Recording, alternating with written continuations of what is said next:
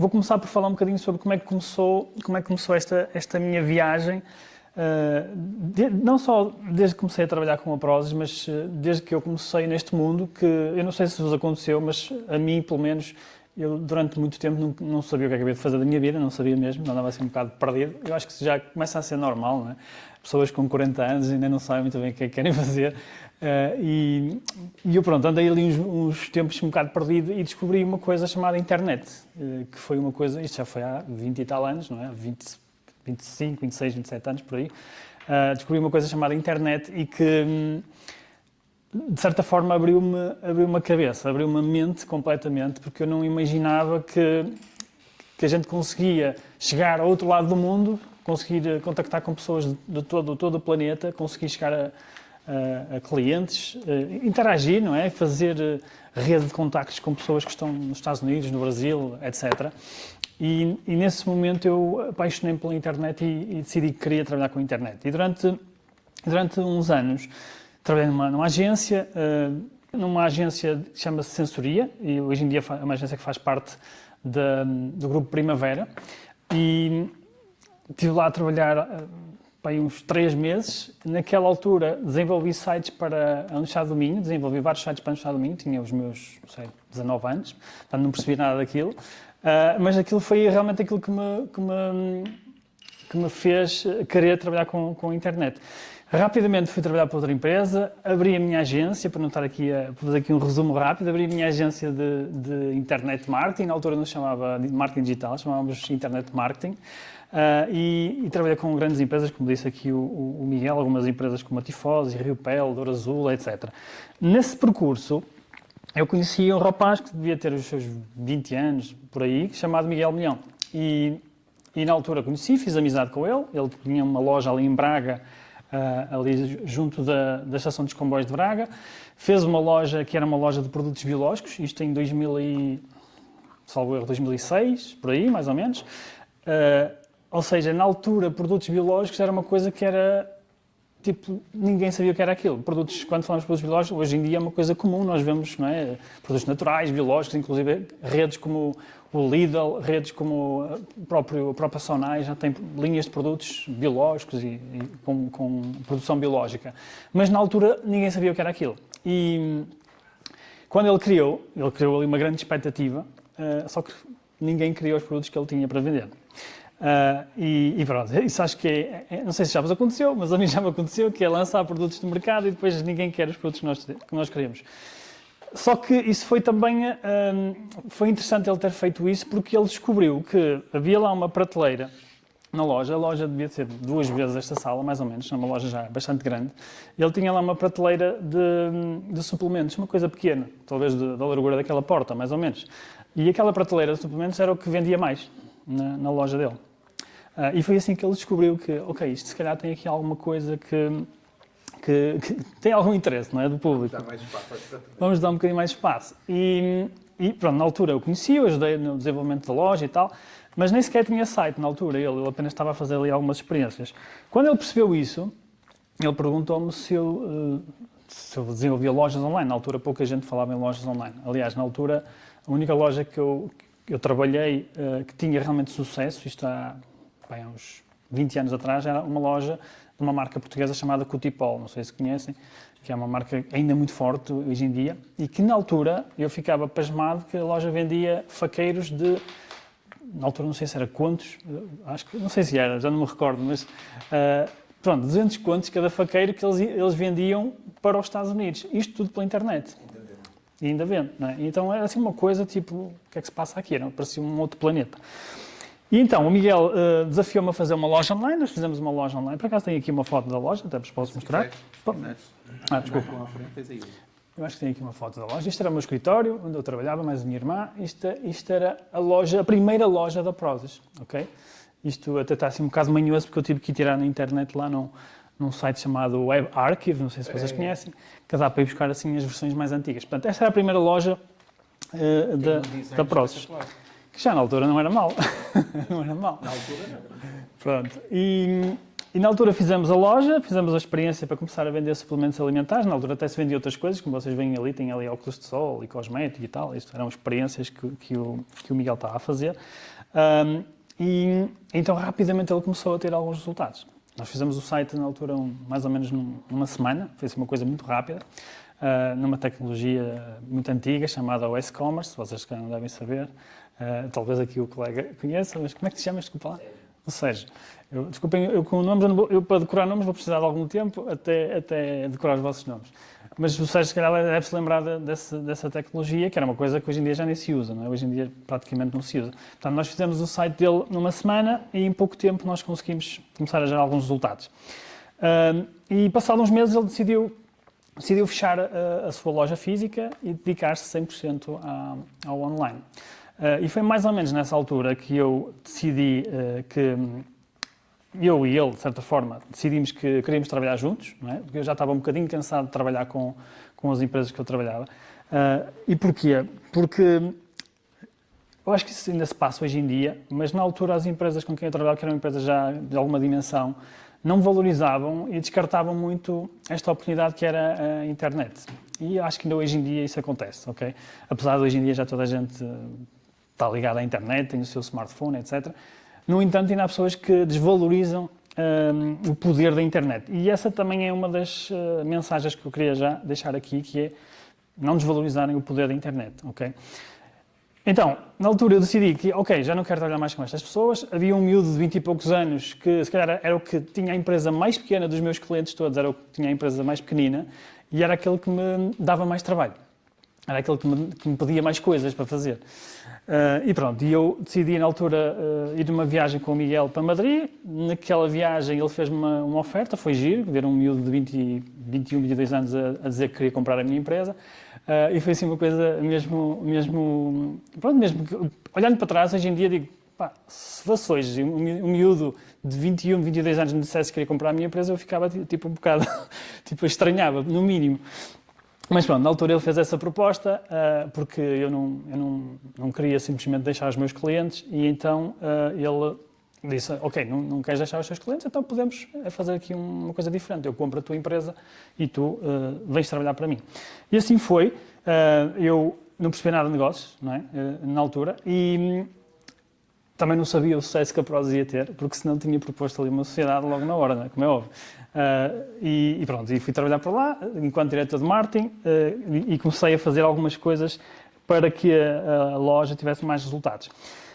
O que é que eu queria falar-vos? Queria-vos falar sobre, e imagino que vocês também tenham algumas questões e gostavam de saber como é que foi o processo, como é que foi a evolução e o que é que nós fizemos. E se quiserem interromper-me, interrompam, façam perguntas, estejam à vontade, porque é muito mais giro se for assim orgânico. Mas a primeira coisa que nós fizemos foi, aliás, antes da primeira coisa, é preciso entender uma coisa importante que eu vejo muitos negócios, muitos empreendedores a cometerem este erro, que é quererem forçar o produto pelas goelas abaixo do cliente, ok? Isso não funciona. Pronto. E quando eu há bocado disse que ele tinha uma prateleira de suplementos que vendia mais que a loja, o que é que aconteceu ali? Aconteceu ali uma coisa que nós chamamos de validação do produto. Okay? Quando nós temos um produto que está validado, quando temos um produto que nós percebemos que existe demanda daquele produto, é muito mais fácil vender esse produto do que vender toda a outra loja que ele tinha de produtos biológicos, que não vendia nada. Não é? Então esse foi o primeiro ponto de sucesso da Prozis, que é uma coisa que as pessoas me perguntam muito, é o que é que tu achas que foi as primeiras coisas que fizeram a diferença? Esse foi um deles. E isso tem a ver com a escolha de um nicho de mercado. Os meus clientes, hoje em dia, para além de dar algumas aulas, tenho os nossos cursos, temos as nossas mentorias, e os meus alunos mentorados, uma das coisas que me dizem é, Rui, mas se eu nichar demasiado o meu mercado, eu não fico com poucos clientes? Será que eu tenho mercado suficiente para poder crescer, para poder vender? E a minha resposta é sempre, é provável que tenhas menos clientes, a questão é que depois podes escalar para muitos outros países, não é? E há outra grande vantagem, que é, eu não conheço nenhum negócio grande, pelo menos online, que não tenha começado por um nicho. Aliás, se vocês pensarem, como é que começou a Amazon? O que é que eles vendiam? Qual foi o primeiro produto que eles venderam? Venderam livros, não é?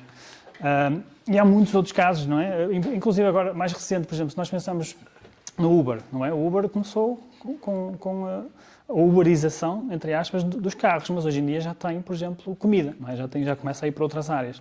Portanto, a Amazon, igual, começou com livros, hoje em dia vende de tudo, é a loja do A a Z. E a Prozis também não é exceção. Se vocês pensarem bem, a Prozis começou com suplementos e hoje em dia vende de tudo. Se forem lá à loja da Prozis, vocês vão ver de tudo. Roupa, tecnologia, etc. Tem mesmo muita coisa. Esse foi um dos primeiros fatores de sucesso da Prozis.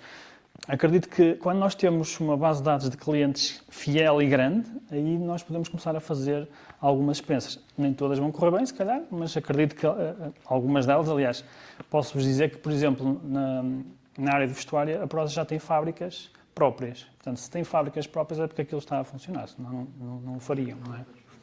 Exatamente.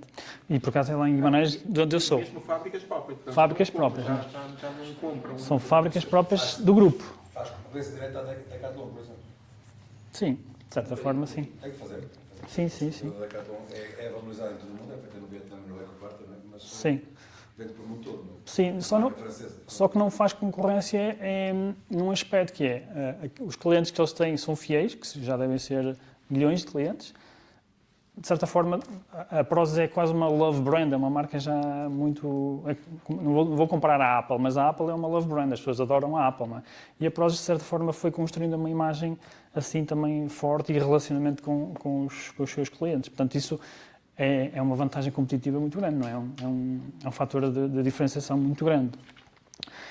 Mas então estava eu a dizer, só para não perder aqui o raciocínio, e vão-me interrompendo sempre que vocês quiserem. Nós navegamos 3 tendências, ok? E esse é outro dos fatores, na minha opinião, de sucesso. Para além de escolher um nicho, não é? Que era um nicho que tinha demanda, que tinha realmente interesse, as pessoas queriam comprar aquilo, houveram 3 tendências que nós navegamos. A primeira tendência foi a internet, foi o início da explosão da internet. Aliás, a Prozis nasceu mais ou menos quando nasceu, salvo erro, no ano em que nasceu o YouTube. O YouTube, exatamente. E o Twitter também foi logo a seguir. Ou seja, a internet estava ali em ebulição. Apesar de em Portugal nós estávamos um bocadinho mais atrasados, não é? Mas estava em ebulição. E, obviamente, a visão que o Miguel teve e que eu também, na altura, tive, porque comecei a trabalhar logo com a internet, percebi que aquilo era o futuro, compensou-nos no futuro, não é? Nós andámos, se calhar, um bocadinho à frente do tempo, mas depois éramos líderes do mercado, estávamos à frente de toda a gente. Portanto, isso foi uma das grandes vantagens que nós tivemos. Outra grande vantagem foi nós navegamos a tendência do fitness. Ou seja, o fitness é uma tendência há mais de 20 anos já agora, mas continua a crescer. As pessoas cada vez se preocupam mais com o seu corpo, com a sua imagem, com o seu bem-estar, não é? E a terceira tendência é o bem-estar, a saúde, que é outra das áreas que cresceu em paralelo com o fitness. E é engraçado, eu costumo usar este exemplo que não sei se vocês já repararam, que normalmente quando existe uma descompensação, e o que é que eu quero dizer com isto? Imaginem, quando começa a haver muita obesidade, ou muita má nutrição, muita má alimentação, ou seja, neste caso fast food e etc., há uma compensação. E o mercado funciona normalmente assim. Quando há um exagero numa área qualquer do mercado, ou numa área de consumo do mercado, há uma compensação do lado oposto. E se forem fazer uma análise, vocês vão perceber que essa tendência da saúde e do fitness começou também quando começou a haver problemas de obesidade, de má alimentação, etc. Porque uma coisa, de certa forma, cria oportunidades noutras áreas. Não é? É uma polarização das coisas. Portanto, estas seriam assim as 3 grandes tendências que levaram a Prozis a ter um crescimento tão rápido, que em cerca de 9 anos, pelo menos quando eu lá estive, depois entretanto continua a crescer, e hoje em dia acho que já fatura mais de 100 milhões, já desde 2020, salvo erro, mas quando eu saí de lá faturava mais ou menos na ordem dos 60 milhões anual, e ainda sem ter a componente da distribuição para as grandes superfícies, que foi outro grande salto que a Prozis teve, mas também já podemos falar um bocadinho sobre isso. Portanto, como é que, para além desta grande tendência, como é que a Prozis se diferenciou no mercado? Quando a Prozis nasceu, já existiam grandes players internacionais. Muita gente não sabia disto, mas em 2006, 2007, o maior player internacional de venda online de suplementos, os dois maiores players era a Bodybuilding.com, que é uma empresa direcionada mesmo, ainda mais nichada, que era, aliás, nós também começámos de certa forma nesse nicho da musculação, do pessoal mesmo do ferro, não é? E a Bodybuilding já era uma empresa multimilionária e também uma empresa americana chamada GNC, que para quem já foi aos Estados Unidos já deve ter visto lojas da GNC em todo lado, em todo o mundo, exatamente. Hoje em dia já em muitos países. Exatamente. Portanto, mesmo nessa altura já haviam grandes players e nós conseguimos penetração do mercado, conseguimos entrar no mercado e conseguimos ganhar market share muito rapidamente. E como é que eu acredito que isto foi possível? Primeiro, com entrega de valor ao cliente. Esse é o primeiro ponto. E o que é que eu quero dizer com entrega de valor? Porque parece um termo muito abstrato, não é? Mas entrega de valor é no sentido de que nós conseguimos entregar o produto a um preço muito mais competitivo do que a concorrência. Enquanto na altura as pessoas protegiam a margem, ou seja, protegiam a sua margem de lucro, e havia muitos intermediários, não é? Esse é um dos grandes problemas que hoje em dia está a acabar por causa do e-commerce, que é há um fenómeno chamado D2C, vou escrever aqui para vocês saberem o que é isso. Um fenómeno que é o D2C. E este fenómeno o que é que quer dizer? Quer dizer Direct to Consumer, que é vendas. Imaginem, por exemplo, uma Zara, não é? A Zara nunca teve intermediários, mas, por exemplo, sei lá, uma Adidas, por exemplo, que tinha sempre muitos intermediários, estes distribuidores, não é? E outros middlemen, distribuidores de país, distribuidores de zona, etc. De repente, isto ao longo destes anos foi desaparecendo, não é? Então há aqui uma eliminação do intermediário e há um fenómeno chamado D2C, Direct to Consumer. Okay? E este é um fenómeno que as marcas todas, a nível global, estão a adotar, as grandes marcas e mesmo as mais pequenas, estão a adotar. Porquê? Porque não é eficiente.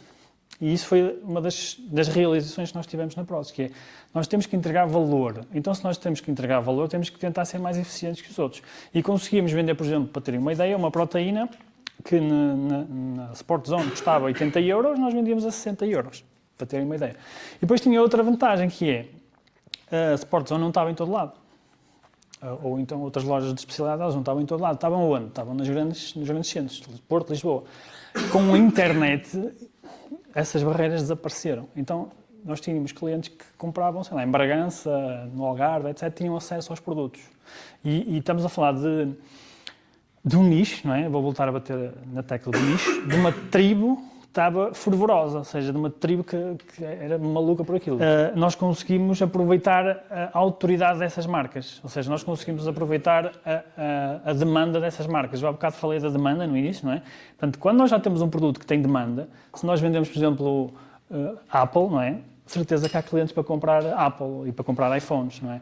Se eu for vender uma marca minha de telemóveis nova que ninguém conhece, vai ser muito mais difícil. Portanto, e isso permitiu que a gente tivesse muita atração inicial. Tivéssemos mesmo muita gente a comprar. E uma das estratégias que nós usamos foi, para além do produto, vou só pausar aqui, posso por aqui? Foi uma coisa que é... São duas, na realidade. Vou tentar simplificar. Uma foi uma coisa chamada SEO, já vou explicar o que é, e outra coisa que é uma coisa chamada long tail, que tem a ver com SEO também, ok? E o que é que acontece? Quando nós temos milhares de produtos que as pessoas andam à procura, não é? Então, onde é que as pessoas andam à procura hoje em dia? Claro que na altura não era tanto, mas hoje em dia onde é que as pessoas procuram? Quero um produto, onde é que eu vou? Vou à internet, não é? Vou à internet. Então, nós aproveitamos essa alavancagem de haver muita gente na internet a procurar produtos e usamos uma coisa chamada SEO, que é, nós otimizamos o nosso site para aparecer no Google, para aparecer nas melhores posições do Google. E eu durante 3 meses só fiz isto, não fiz mais nada. Foi os primeiros meses que eu fui trabalhar na Prozis, eu só fiz SEO, que é, obviamente existem técnicas, não vou estar aqui a explicar, mas eu estive a otimizar o site, os produtos e todas as estratégias e táticas que eu aprendi e que li para posicionar a loja nas primeiras posições do Google. E eu lembro que na altura um amigo meu que ele depois começou a trabalhar na Prozis e ele já trabalhava nesta área dos suplementos e da nutrição há muito tempo, há muito mais tempo que nós. E ele lembro-me que na altura disse assim, não sei o que é que se passou naquele verão, mas de um momento para o outro a Prozis apareceu em todo lado. E na realidade ela não apareceu em todo lado, a Prozis apareceu em todo lado no Google. Sempre que alguém procurava por suplementos, proteína, o que fosse, tudo que fossem termos relacionados com isso. Qual era a grande vantagem? É que os produtos já lá estavam, os produtos já existiam. Ou seja, se eu tiver 1000 produtos que as pessoas já estão à procura, eu só tenho que fazer o trabalho bem feito de aparecer. Então, se eu tiver 1000 pessoas a aparecer, vai ser muito mais fácil. Já agora, deixa-me mostrar aqui uma coisa interessante, que é, está aqui, hoje em dia, e isto foi tirado hoje de manhã, existem, isto tem apontador, então, aqui não dá para ver. Existem por mês 673 mil pesquisas pela palavra Prozis no Google. Por mês. Quanto é que se gastou, ou quanto é que se gasta para fazer isto? Zero. Okay? Claro que gastou-se no passado, não é? No passado gastou-se para dar a conhecer a marca e tudo mais. Mas hoje em dia isto é o poder da marca. Okay? Isto também é uma forma que nós podemos usar para perceber se a marca tem poder ou não tem poder. Se nós tivermos muitas pesquisas no Google, então a marca é muito reconhecida. Não é? Às vezes as pessoas não sabem, por exemplo, como... Deixa-me só mostrar outro aqui. Às vezes as pessoas não sabem, por exemplo, fazemos uma ação de marketing na televisão. Nós não conseguimos medir isso. Claro que pode vir alguém lá da Market Test e fazer um inquérito qualquer e toca aquilo vale zero, não vale nada. Mas nós conseguimos ver aqui, por exemplo, isto que está aqui... deixa-me ver aqui. Salve é aqui. Este pico aqui, sabem o que é que foi? Pandemia. Não. Isto foi a polémica com o Miguel Milhão. Este pico aqui, este aqui, eu posso depois fazer zoom, então posso-vos mostrar. Mas vocês podem ir ao Google Trends e fazer esta pesquisa. A polémica só vale para quem ligar para o isso, porque é um bocado disso. Sim, é verdade, mas isso, eu não vou discutir isso. É marca, A questão... É marca. Sim. Mas é para ti, mas o buzz que se gerou à volta da... Continuava a Sim. dizer, Sim, o Buzz criou isso. Eu não sei se foi este ou se foi este, não tenho a certeza, mas vocês, se fizerem uma pesquisa no Google Trends, vocês conseguem perceber lá claramente que há ali há um pico. Bom, e então, ou seja, vocês já perceberam que se nós conseguimos ter o produto, ou vários produtos que as pessoas querem, é muito mais fácil trazermos pessoas à nossa plataforma online. E lembrem-se que a Prozis, na altura, agora vende em alguns supermercados, etc., mas era 100% online. Então, a única coisa que nós tínhamos que fazer era mandar pessoas para o site, e isso foi o que nós fizemos, usar o SEO. E usamos também uma coisa chamada long tail. O long tail está associado ao SEO, é uma coisa chamada, em português, cauda longa, que também foi uma das estratégias usadas pela Amazon. A Amazon, hoje em dia, na altura começou com livros, mas hoje em dia tem tudo, não é? De A a Z. Aliás, o slogan deles é de A a Z. E, às vezes, deixa-me desenhar aqui o que é o long tail. O long tail é uma coisa assim. Pronto, e a maior parte dos produtos que as pessoas compram, que as pessoas procuram, elas estão aqui. Não é? Estão aqui, que é 20% dos produtos estão aqui.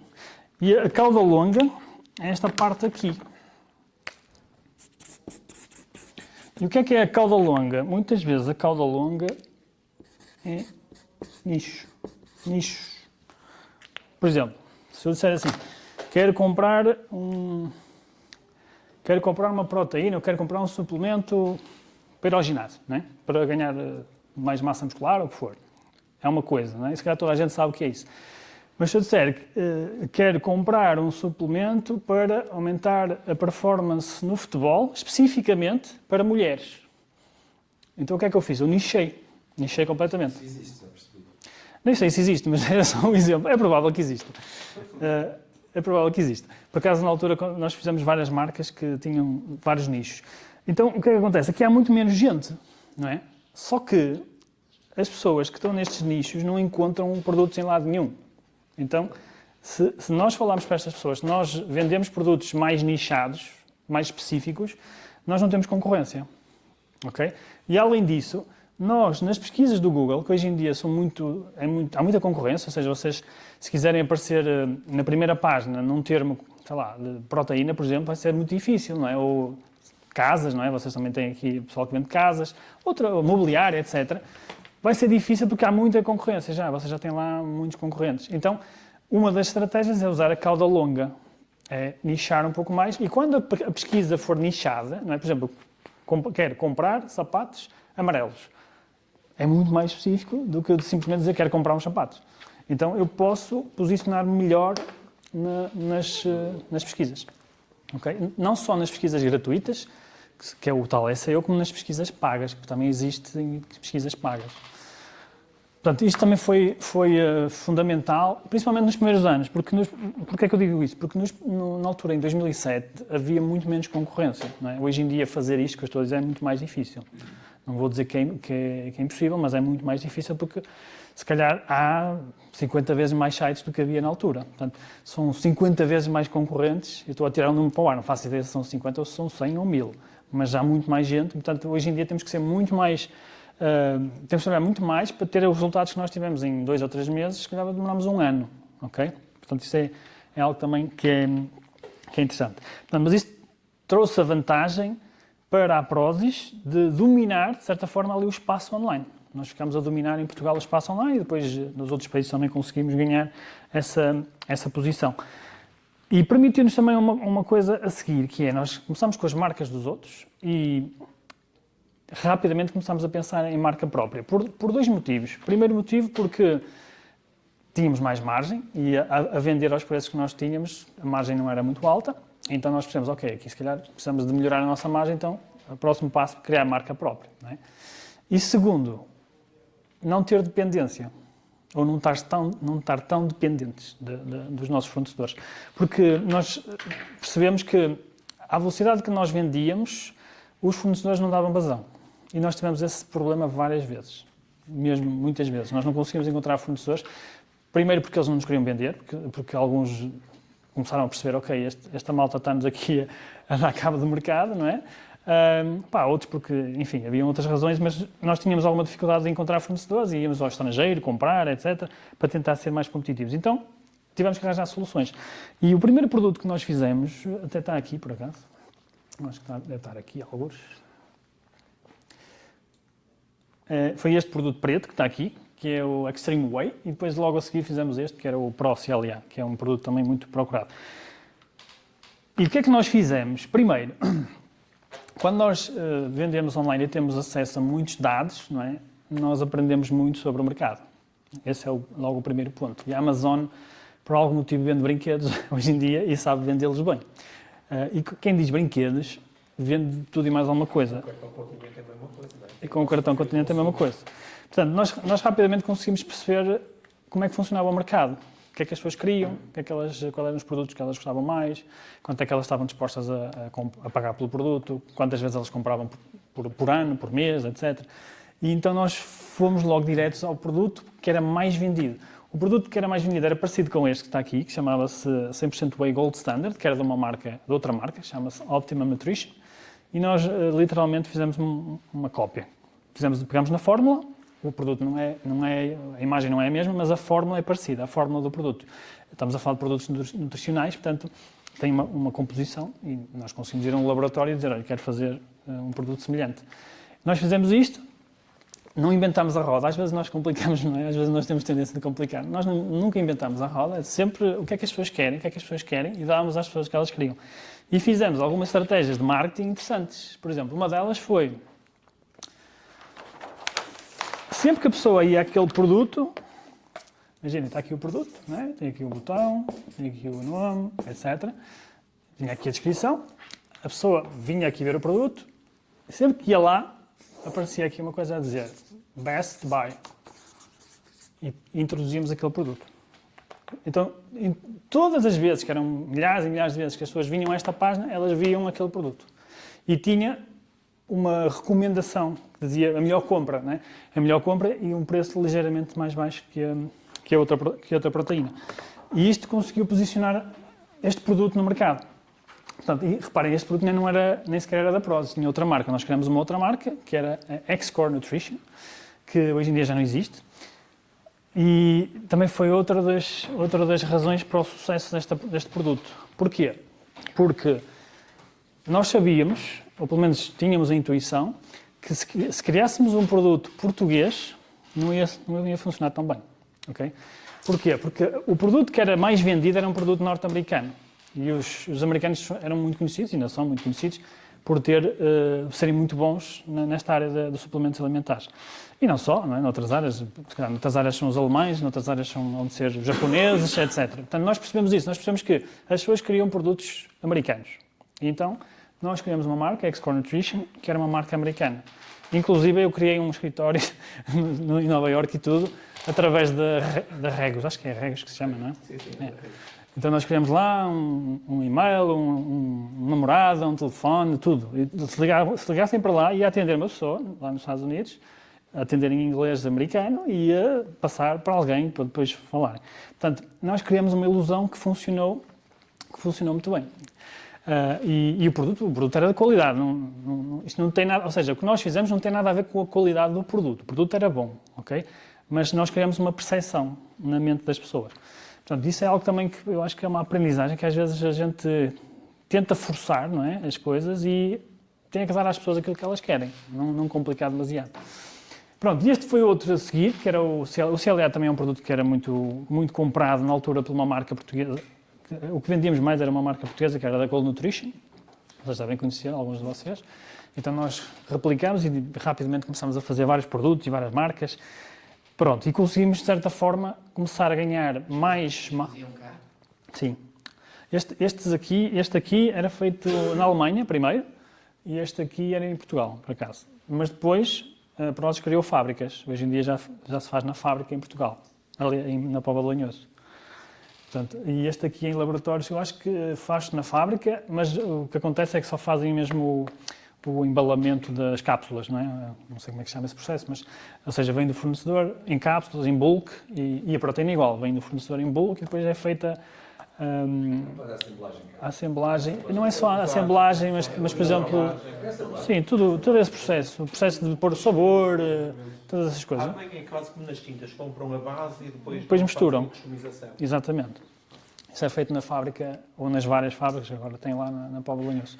Portanto, e isto permitiu-nos aumentar muito a nossa margem, permitiu-nos começar a ter marcas nossas, não é?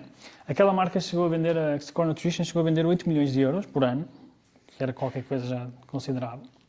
Num volume de negócios da Prozis de 50 milhões já é muito, não é? 8 milhões é muita coisa, porque ainda por cima tinha uma margem muito grande. Só aquela marca.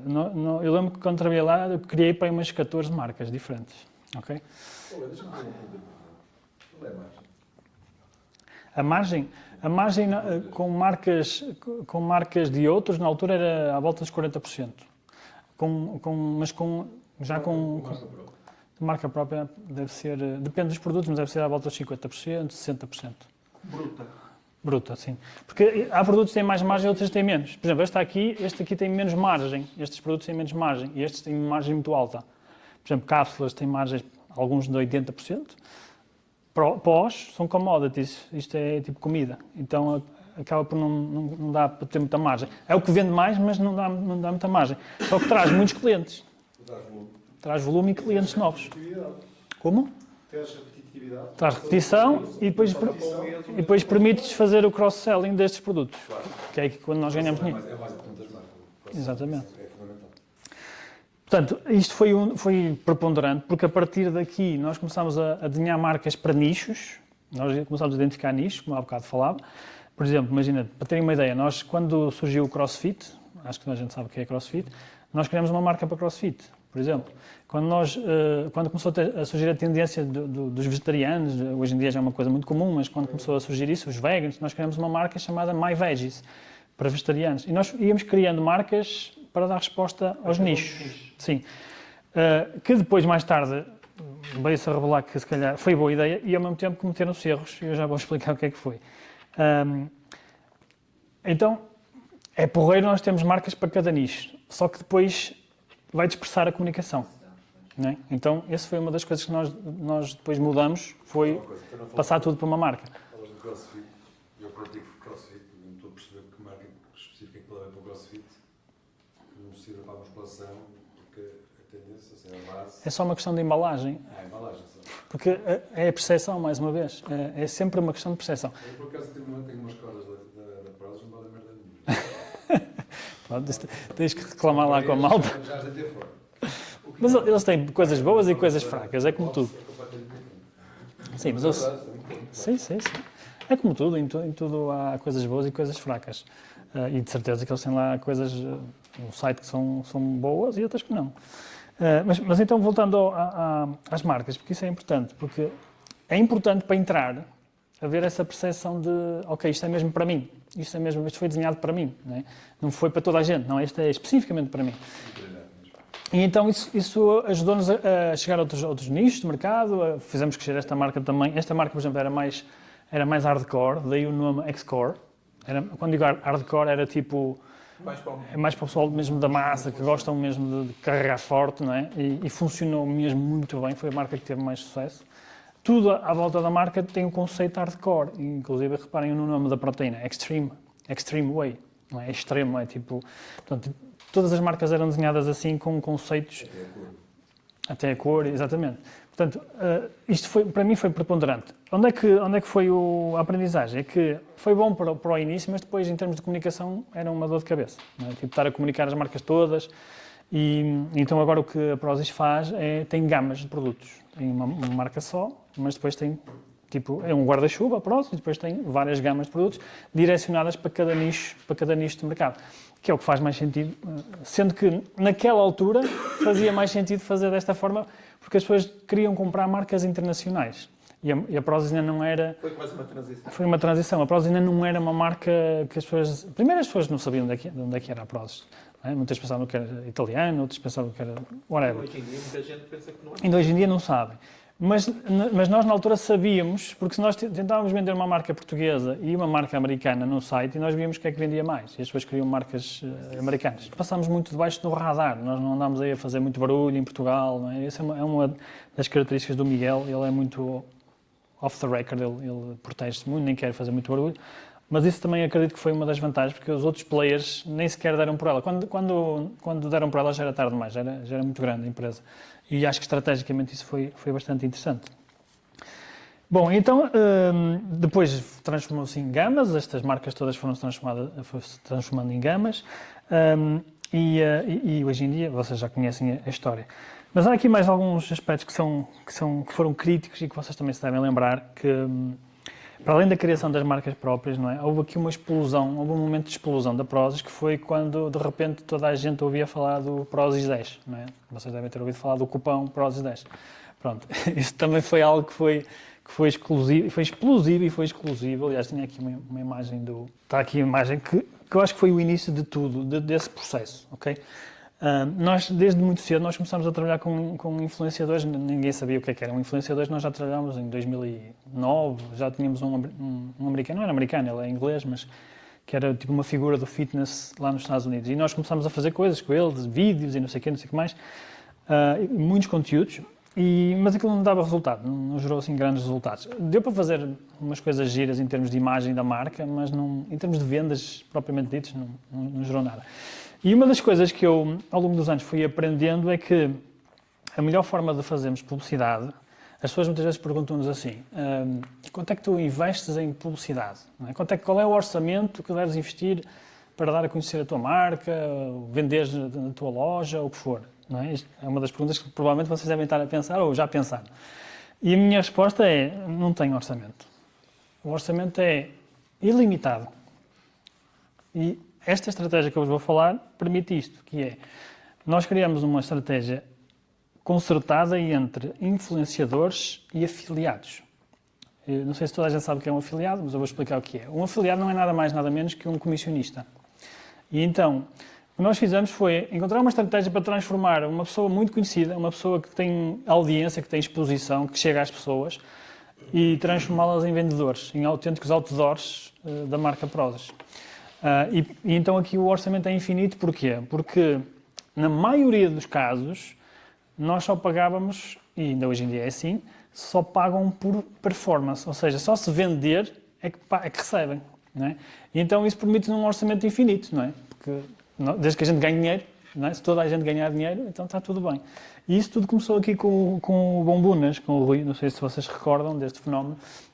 Isto foi uma conversa que eu tive com o Rui, nós já andávamos há algum tempo a tentar convencer os influenciadores a trabalhar connosco, mas os influenciadores têm um problema muito grande, que é, eles têm um ego assim, muito grande, pensam que por serem influenciadores são os maiores do mundo.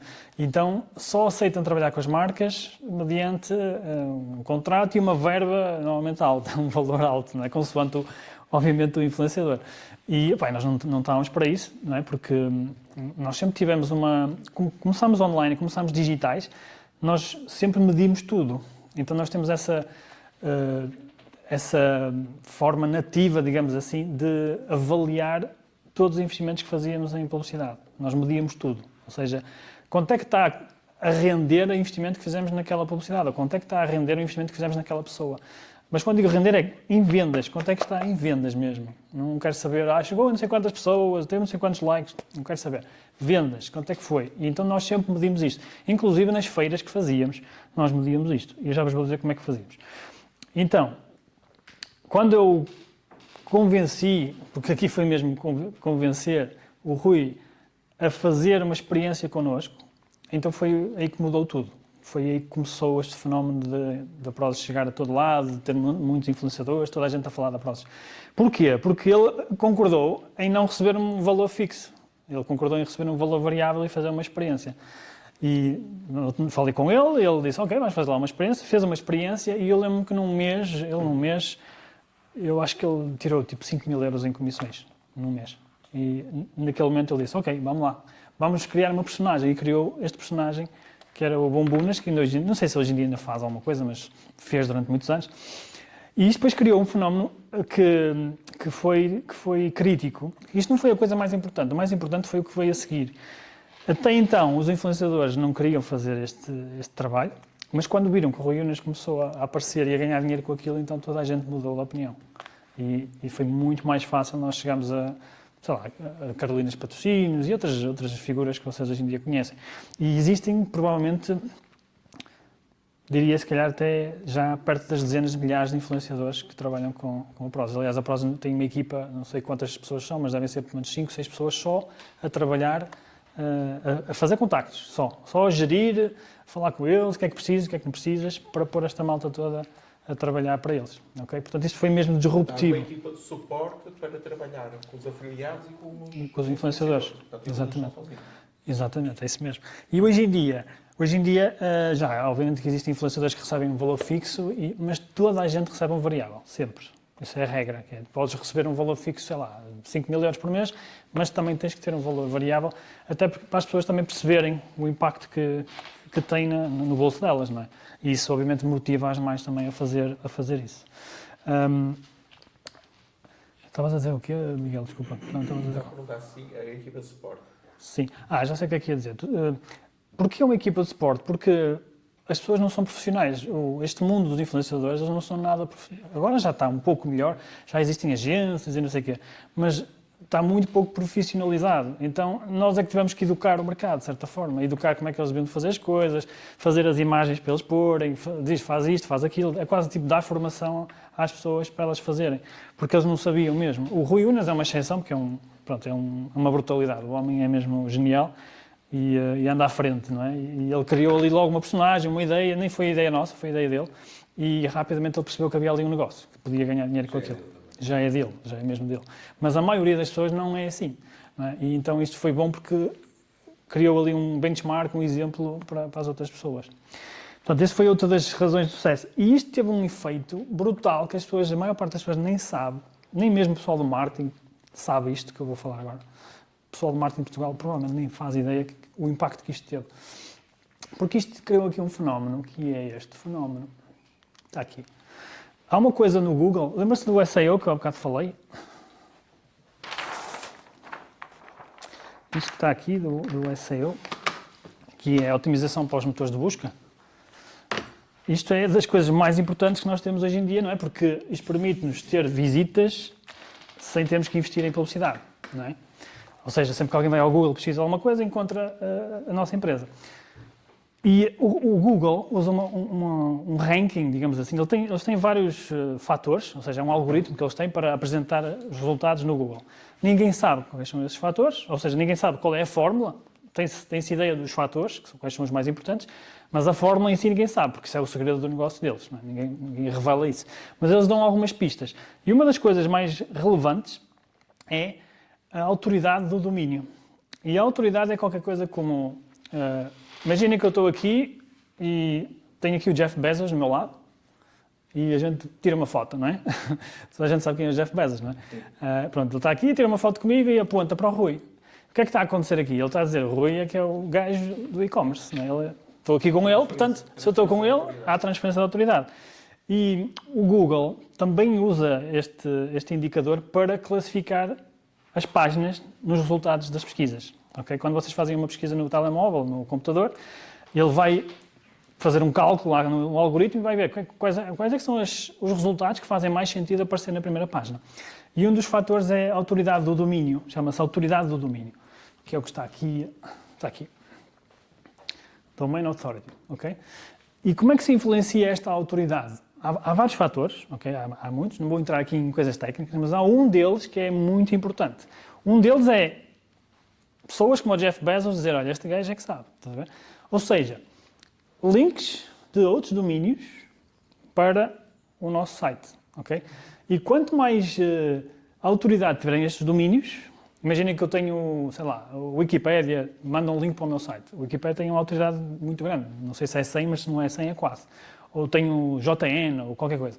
Quanto mais domínios eu tiver com muita autoridade a mandar para mim, a minha autoridade sobe, ok? Então, isto foi uma das estratégias, entre aspas, escondidas desta estratégia de marketing de influenciadores e de afiliados. Porque, de repente, tivemos milhares de pessoas a enviar links para a Prozis. Estão a perceber? Ainda hoje em dia... Isso foi pensado? Foi pensado.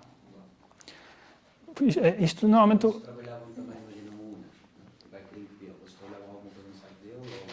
Nos bloggers, sim. Sempre que havia um site, sim. Porquê? Porque era mais fácil até de medir as conversões que vinham desses links. Mas a maior parte das pessoas não. Agora, a questão é que tu tens os backlinks nas redes sociais, tens os backlinks dos blogs, tens os backlinks dos YouTubes, etc, etc. E não só, depois a marca começa a aparecer também, não é? As pessoas começam a falar e começa a aparecer nas notícias, começa a aparecer, não é? em muitos sítios. E isso foi predominante, ou seja, foi mesmo muito importante. Reparem... Tem o próprio link de afiliado, não é? O link de afiliado é um link para a Prozis. Portanto, imaginem, milhares e milhares de links.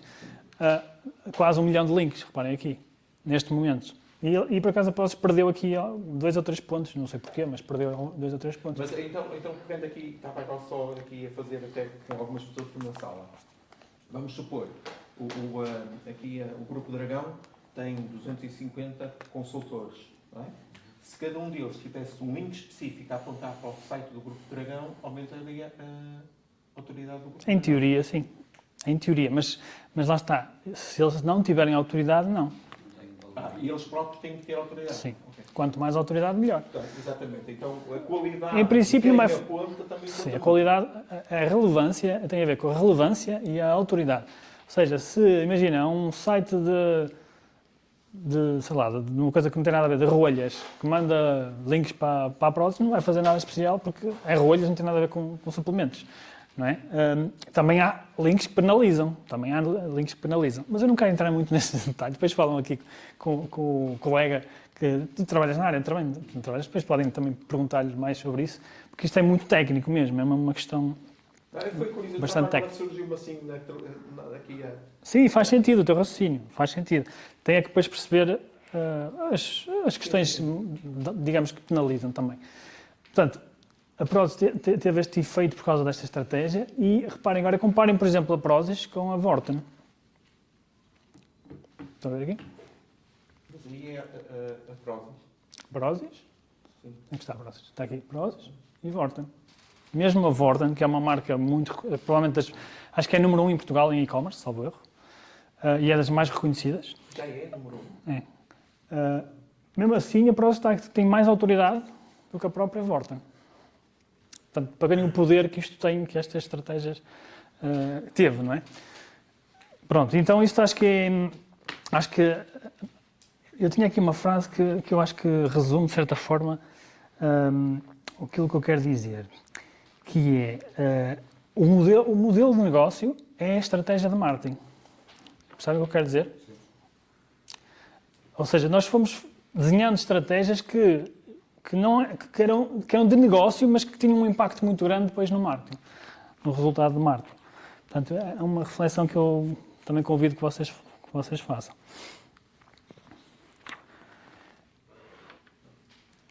Ok, e só para terminar aqui, depois vocês podem fazer perguntas se quiserem. Depois também fazemos um Sim, intervalozinho, mas- uma pausazinha e- Sim, já estou aqui a falar há muito tempo. Só para terminar aqui um aspecto importante, que é a internacionalização. Isso é uma também das perguntas que me fazem mais, que é, ok, começámos aqui, mas depois como é que foi, quais foram os desafios da internacionalização, como é que vocês fizeram, etc. E uma das coisas que nós fizemos foi usar um conceito que é um conceito norte-americano que chama-se, em português, não sei como é que em português diz qualquer coisa como pegar na fruta que está mais à mão de semear, que é o low-hanging fruit. Não sei se conhecem esta expressão. Então nós, em vez de começarmos a vender e começar a fazer publicidade por todo lado, não é? Imagina, vamos para a Espanha, vamos fazer publicidade em todo lado. Começamos a apanhar aquela fruta que estava mais à mão de semear. E onde é que está essa fruta? Está nas pesquisas, não é? Nós começamos a fazer trabalho de pesquisas e está em dois tipos de sites que ainda hoje em dia funcionam muito bem, que são comparadores de preços e sites de descontos. E então, em vez de nós estarmos a fazer publicidade por todo lado e gastar milhões, porque é preciso milhões para entrar nesses mercados, não, nós fomos naqueles sítios onde os compradores já estavam. É a mesma coisa como se eu fosse para a Amazônia e pusesse lá os produtos à venda, porque os compradores já lá estão. Quanto custa, não é? Tipo, quanto custa. Um exemplo perfeito é o quanto custa. Aliás, o quanto custa é quem não conhece a história, foi inspirado num site chamado Quelcu, que é francês, que também quer dizer quanto custa. Foi de certa forma, uma cópia, pronto, que o Paulo fez. Ele é francês, não é francês, ele não sei se ele é francês ou nasceu em França e depois veio para cá. O Paulo Pimenta, de quanto custa. E o quanto custa, ou seja, sites semelhantes como o quanto custa, existem provavelmente centenas em todo o mundo e em vários países. Por exemplo, em Itália tinha pelo menos uns 8 ou 9. Então o que nós fazíamos nós começámos a divulgar, e atenção, isto funciona principalmente para produtos físicos, não é? Nós começámos primeiro por divulgar nos sítios onde nós sabíamos que estavam os compradores, as pessoas que já estavam numa fase do funil de venda, não é? Que já querem comprar, já decidiu, exatamente. Então é por isso que eu chamo do low-hanging fruit, que é a fruta que está ali mesmo à mão de semear. E isto permitia-nos o quê? Permitia-nos tornar o investimento no país mais rentável logo desde o início, não é?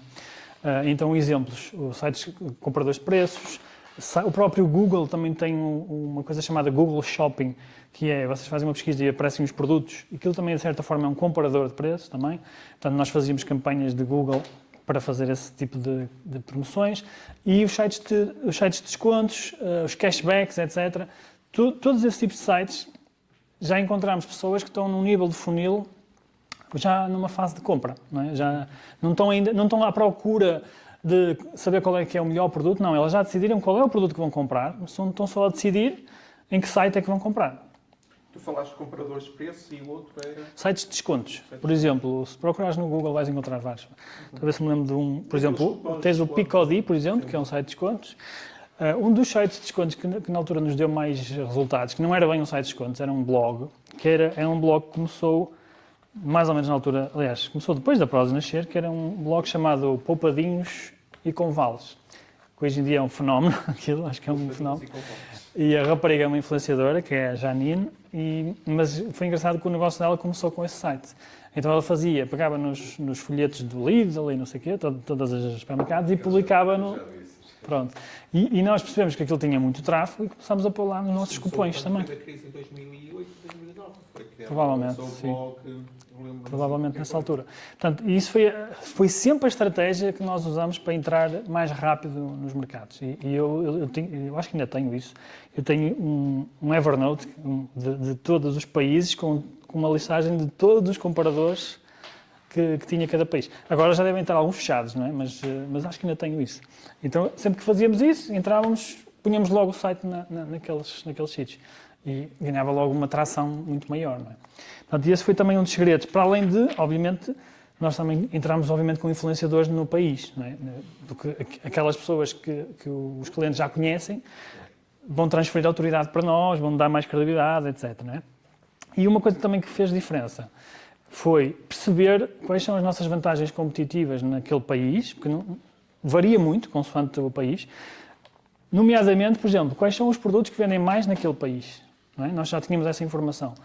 Então, empurrávamos mais aqueles produtos, fazíamos mais campanhas com aqueles produtos e, inclusivamente, as marcas que se consumiam mais, porque como nós éramos um site multimarca, nós, inclusive, às vezes procurávamos o fornecedor, não é, daquela marca naquele país e colocávamos no site à venda. Para quê? Para captar as pesquisas daqueles produtos naquele país. E assim temos clientes de borla, não é? Ou seja, clientes à medida que íamos vendendo, que não era melhor. Ou seja, eles vinham até nós e compravam. O pessoal que estava a fazer pesquisas encontrava aquela marca e comprava no nosso site. Portanto, isso basicamente foram assim as estratégias principais para internacionalizar a marca. Depois tivemos alguns erros no Brasil, nos Estados Unidos, tentámos entrar no Brasil, nos Estados Unidos não conseguimos, são mercados mais complicados. Principalmente no Brasil há muito jogo sujo debaixo da mesa. Há uma coisa chamada Anvisa lá, que não permite que se entre assim com tudo e mais alguma coisa. E nós fomos literalmente sabotados pela concorrência, porque eles minavam a Anvisa e nós chegámos a ter contentores parados lá na Anvisa muito tempo, muito dinheiro lá parado, centenas de milhares de euros parados, e acabámos por desistir. Isso já foi depois de eu sair que desistiram do mercado. Mas foi interessante porque a entrada no mercado brasileiro foi muito forte, começámos a vender muito, estávamos a ganhar muito dinheiro. Assim que a concorrência deu conta de nós, acabou. Minou tudo, aniquilou tudo, através de, minou essa parte toda da importação, etc. E nos Estados Unidos, simplesmente, ainda não estávamos preparados para entrar, porque é um mercado muito, muito, muito competitivo. É outro nível, outro nível de mercado. Empresas muito competitivas, muito agressivas. E acho que o Miguel ainda está a tentar entrar lá, ele até foi para lá viver durante um ano, mas depois na altura também desistimos do mercado.